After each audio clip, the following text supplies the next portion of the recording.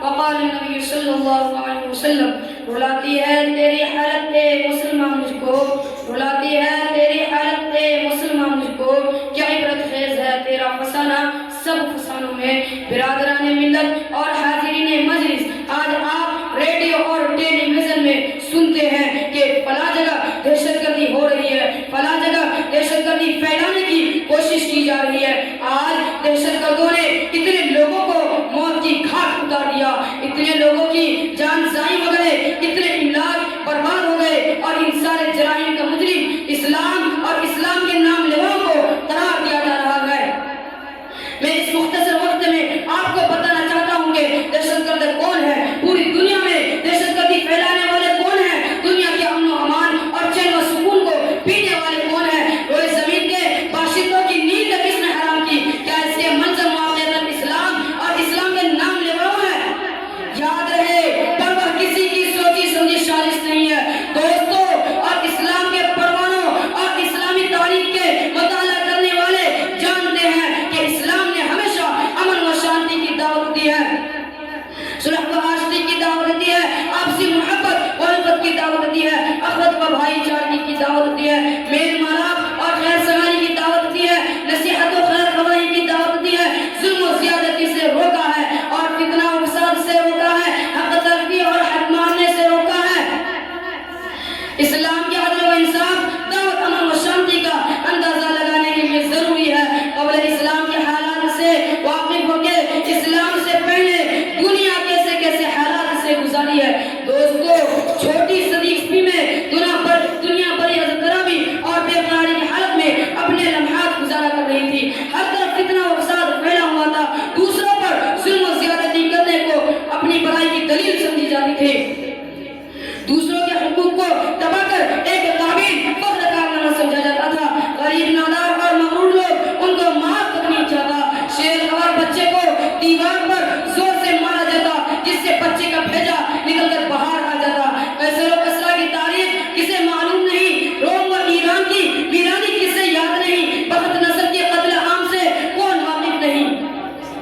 جنگ کی رات کی بے دردی سے کون آشنا نہیں، الغرض پوری دنیا میں فساد ہی فساد پھیلا ہوا تھا، چاہے روم ہو یا ایران، پاکستان ہو یا ہندوستان، یورپ ہو یا ایشیا، روئے زمین کا کوئی خطہ ایسا نہیں تھا جہاں لوگ امن و شانتی کی زندگی بسر کر رہے ہیں۔ ہو اسی حالت کو بیان کرتے ہوئے قرآن کریم نے کہا ہے ظہر الفساد فی البر والبحر بما کسبت ایدی الناس، ایسے خطرناک اور تاریخ ترین حالات میں اسلام کا ظہور ہوتا ہے اور اس مزدور و پریشان دنیا کو حقوق انسانی کا پیغام سناتا ہے، امن و شانتی کا پیغام سناتا ہے، صلح و آشتی کا پیغام سناتا ہے۔ اسلام کہتا ہے صلح جنگ سے بہتر ہے، چاہے جھک کر ہو، صلح حدیبیہ کی تاریخ کسے معلوم نہیں، صلح حدیبیہ کی تاریخ کسے معلوم نہیں، اثناء سفر راستہ میں روکا گیا، قرآن کریم کہتا ہے ناجائز کسی کو قتل کرنا جائز نہیں، کسی کے املاک کو ہلاک کرنا جائز نہیں، کسی پر ظلم و زیادتی کرنا فساد اور دہشت گردی ہے۔ اللہ تعالیٰ فساد اور دہشت گردی پسند نہیں کرتا، قرآن کریم کی ایک آیت امن کی دعوت دیتی ہے اور دہشت گردی سے روکتی ہے، لیکن میڈیا کے ذریعہ اسلامی تعلیمات کو مسخ کرنے کی کوشش کی گئی، ایسے دنیا والوں کے سامنے بدنام کیا گیا جو امن و شانتی کا داعی تھا، ایسے دنیا کے سامنے مجرم بنا کر پیش کیا گیا، لوگوں کو اس سے نفرت ڈالی گئی، خطے کا نام جنوں رکھا، جنوں کا خطہ جو چاہے آپ کا حسن کا شمار ساز کرے، لیکن میں پوچھتا ہوں کہ اسلام کو بدنام کرنے والا اگر ایک دہشت گرد مذہب ہے تو نبی صلی اللہ علیہ وسلم کے زمانے میں دہشت گردی کیوں نہیں؟